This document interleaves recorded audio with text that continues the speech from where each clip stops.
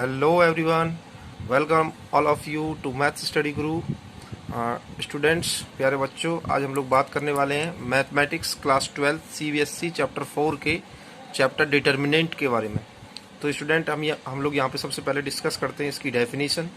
इसकी डेफिनेशन है a determinant of a square matrix A is denoted by determinant of A, और इस तरीके से आप इसे दो वर्टिकल कॉलम के बीच में ए को ले सकते हो। इस तरीके से आप इसे रिप्रेजेंट करेंगे और इसे आप बोलेंगे डिटर्मिनेंट ऑफ ए।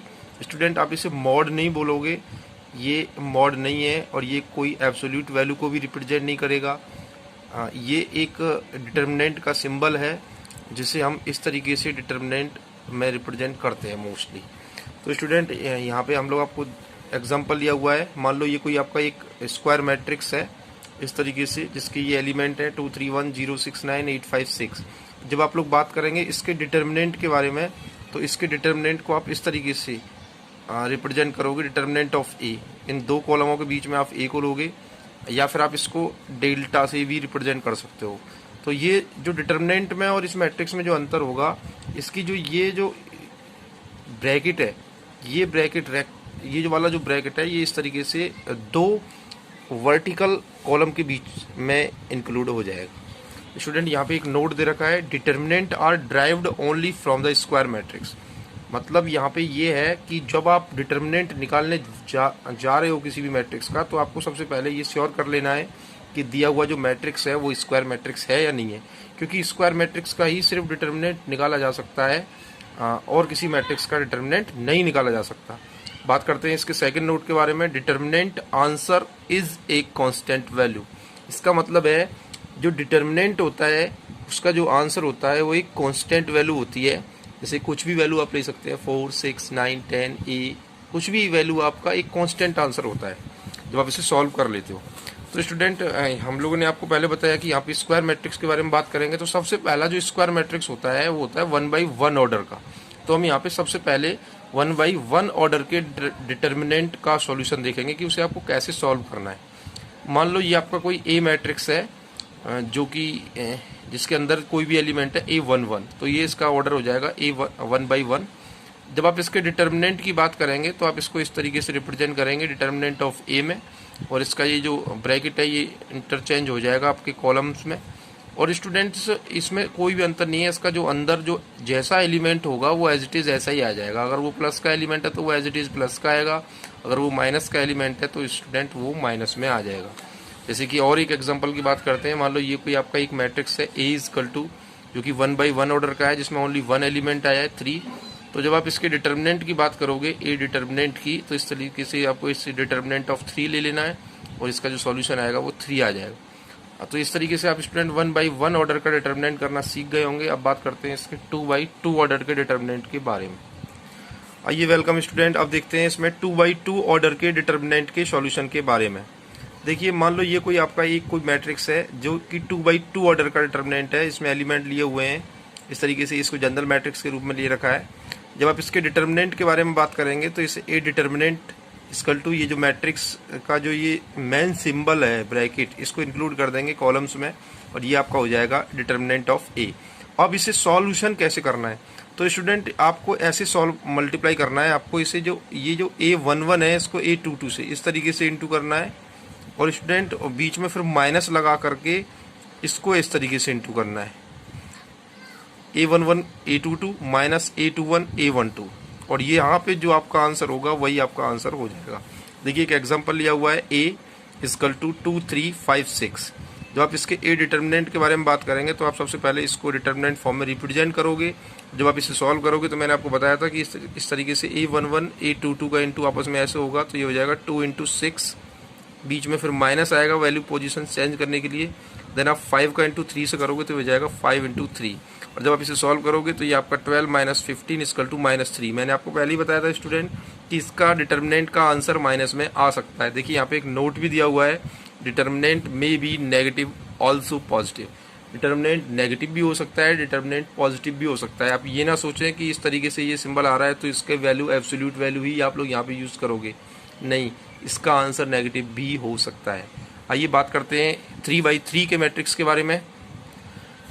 देखिए स्टूडेंट, अब बात करेंगे 3/3 ऑर्डर के डिटर्मिनेंट के बारे में। सबसे पहले मैंने यहाँ पे एक मैट्रिक्स लिया हुआ है ए, जो कि 3/3 ऑर्डर का एक जनरल मैट्रिक्स है। इसमें एलिमेंट्स हमने जनरल फॉर्म में लिए रखे हैं 1 1 1 2 1 3 2 1 2 2 2 3 3 1 3 2 3 3। तो यहाँ पे बात करते हैं इसके डिटर्मिनेंट के बारे में। तो इसकी जो रिप्रेजेंटेशन होगी, ओनली आपको क्या करने का है, ये जो आपका ब्रैकेट है ये इंटरचेंज कर देना है कॉलम में। तो अब इसके सॉल्यूशन की बात करते हैं। देख लीजिए यहाँ पे क्या लिखा हुआ है, वेरी मच इंपॉर्टेंट कॉन्सेप्ट। सबसे ज़्यादा ये कॉन्सेप्ट आपको यूज़ करनी है डिटर्मिनेंट के सॉल्यूशन में, कि आप इसे कैसे सॉल्व करोगे।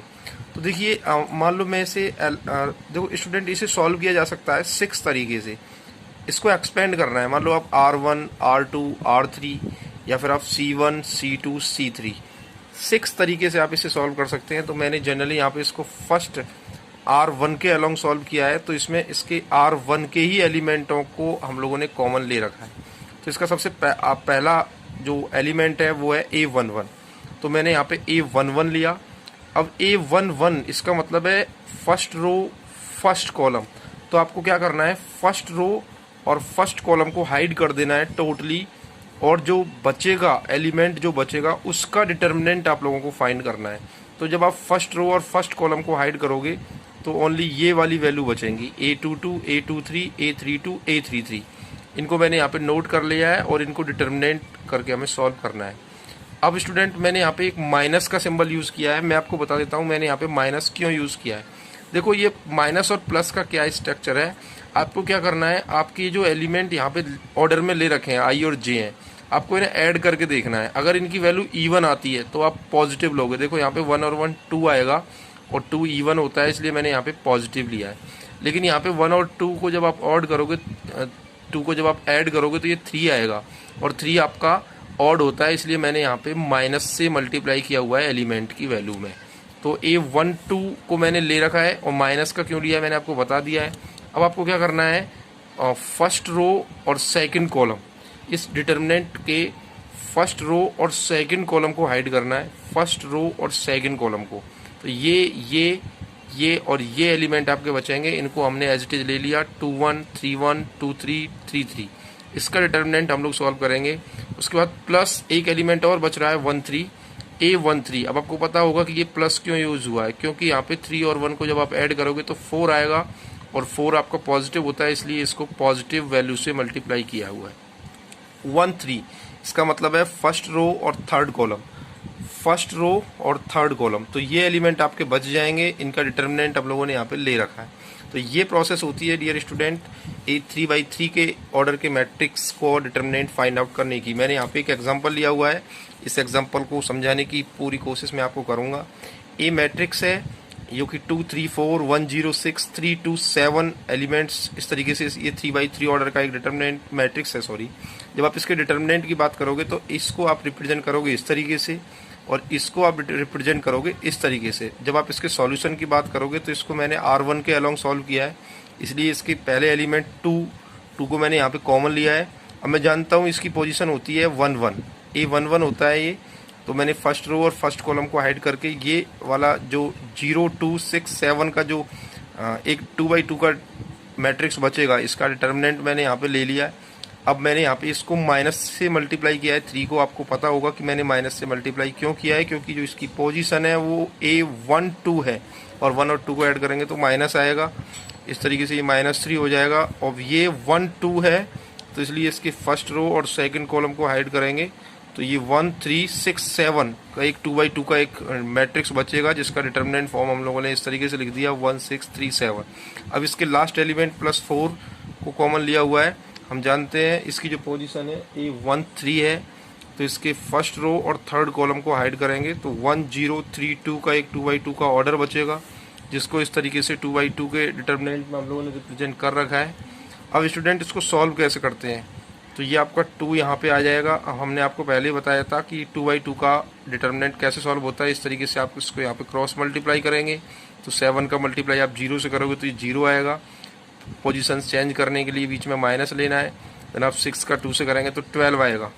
-3 एज इट इज ले रखा है, ब्रैकेट में ले लेंगे स्टूडेंट इसको। 7 का 1 से करेंगे 7 -6 3 जा 18, मल्टीप्लाई कर रहे हैं, +4 को ले रखा है, देन आप 2 1 जा 2 -0 का 3 से करेंगे तो 0।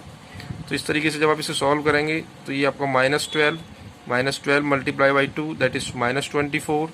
18 में से आप 7 माइनस करेंगे स्टूडेंट तो ये माइनस का 11 आएगा, बिकॉज ये माइनस का 18 वैल्यू ज़्यादा है। जब आप -11 का -3 से मल्टीप्लाई करेंगे तो ये आपका पॉजिटिव 33 आएगा। और इस तरीके से आप 2 में से 0 माइनस करेंगे तो आपका 2 आएगा और ये 4 2 जा 8 आएगा। और जब आप इसे सॉल्व करोगे तो ये 33 और 8 ये आपका 41 होना है, और 41 में से आप 24 माइनस करोगे तो इस तरीके से आपका 17 आंसर आ जाएगा। आई होप ये आपकी समझ में आ चुका होगा। आप इसे वैल्यू को पॉज करके आप इसे समझ सकते हैं स्टूडेंट। अब देखिए स्टूडेंट, यहाँ पे मैंने 2 नोट्स दे रखे हैं। पहला नोट है, we can find the value of determinant by expanding along any one row और any one column but the answer remains same.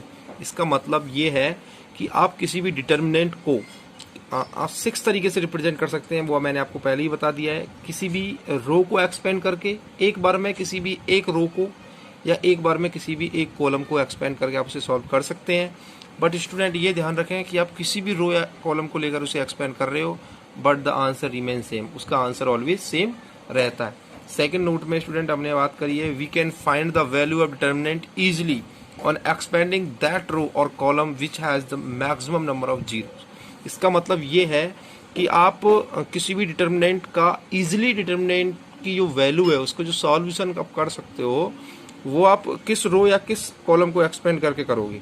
तो आपको उस रो और उस कॉलम को एक्सपेंड करना है जिसमें maximum number of zeros include हो रखे हैं। जैसे कि मान लो यहाँ पे आपका एक कोई ए डिटर्मिनेंट है जो कि 3/3 का है, 3 0 6 5 0 9 6 3 2। ये कोई मैट्रिक्स है, आप यहाँ पे डिटर्मिनेंट यूज़ नहीं कर सकते क्योंकि मैंने इसको डिटर्मिनेंट फॉर्म में नहीं लिया है। तो स्टूडेंट अब आपसे बात करते हैं इसके डिटर्मिनेंट के बारे में। तो आपको वैसे तो आप इसे किसी से भी कर सकते हो, R1 R2 R3 C1 C2 C3, but मैं आपको बता दूं इसे इजीली कैसे सॉल्व किया जा सकता है। देखो सबसे ज़्यादा जीरो आपके इस लाइन में आ रहे हैं, ये आपका कॉलम है जिसमें मैक्सिमम जीरो आ रहे हैं 2। तो इसलिए आप अगर आप इसको एक्सपेंड करते हो, एक्सपेंड अलोंग C2, क्योंकि इसके सेकंड कॉलम के एक्सपेंड करोगे तो बड़ी इजीली इसका आंसर आ जाएगा। देखिए सबसे पहले आप इस जीरो को कॉमन करोगे तो ये वैसे ही जीरो कर देगा अपने एलिमेंट्स को। देन आप इसको जीरो को कॉमन ले करोगे तो ये सारे एलिमेंट्स को जीरो कर देगा। अब आपका ये 3 बच रहा है, इसकी जो पोजीशन है तो स्टूडेंट अब आप 3 को कॉमन करोगे। सबसे पहले आपको पता होना चाहिए कि इसकी पोजीशन क्या है, क्योंकि जब भी तो हम पता करेंगे कि यहाँ प्लस आएगा कि माइनस आएगा। तो स्टूडेंट ये 1 1 1 2 1 3 होता है, 2 1 2 2 2 3 होता है, ये 3 1 ये 3 2 पोजीशन पे होता है, ये 3 2 पोजीशन पे। तो 3 और 2 को जब आप ऐड करोगे तो 5 आएगा, और 5 आपका ऑड होता है, इसलिए अब आप यहाँ पे माइनस से मल्टीप्लाई करोगे और ये आपका 3 कॉमन हो जाएगा। तो ये 3 2 है, इसका मतलब थर्ड रो और सेकंड कॉलम। तो आपके ये एलिमेंट बच जाएंगे। इनका डिटर्मिनेंट आपको सॉल्व करना है 3 5 6 और 9 का। तो स्टूडेंट -3 इस तरीके से आप इसे सॉल्व करोगे तो ये 9 मल्टीप्लाई 3 माइनस 5 मल्टीप्लाई 6, और ये आपका हो जाएगा -3 27 माइनस 30, क्योंकि ये 6 5 जो 30 होगा, 9 3 या 27 होगा, और -3 इंटू जब आप इसे सॉल्व करोगे तो आपका -3 आएगा, और इसको मल्टीप्लाई करके 9 आपका आंसर हो जाएगा। आई होप ये आपकी समझ में आया होगा। तो मेरे प्यारे बच्चों, अगर आपको ये वीडियो पसंद आया है तो आप हमारे चैनल को लाइक शेयर और सब्सक्राइब करना ना भूलें। अधिक से अधिक इस वीडियोस को देखें जिससे कि आपका ये कंफर्म हो सके।